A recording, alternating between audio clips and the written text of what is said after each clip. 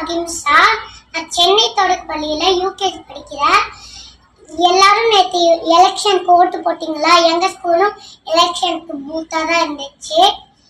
அதோட நிலைமையை கொஞ்சம் பாருங்க. என்னமா நினைச்சிட்டீங்க அந்த ஸ்கூல? சாப்பிட்ட தட்டு, குடிச்ச தண்ணி, ஜூஸ் பாட்டில் அதாவது அங்கங்க அப்படியே போட்டு கைட்டிருக்கீங்க. உங்க வீடா இருந்தா அப்படிதான் போட்டு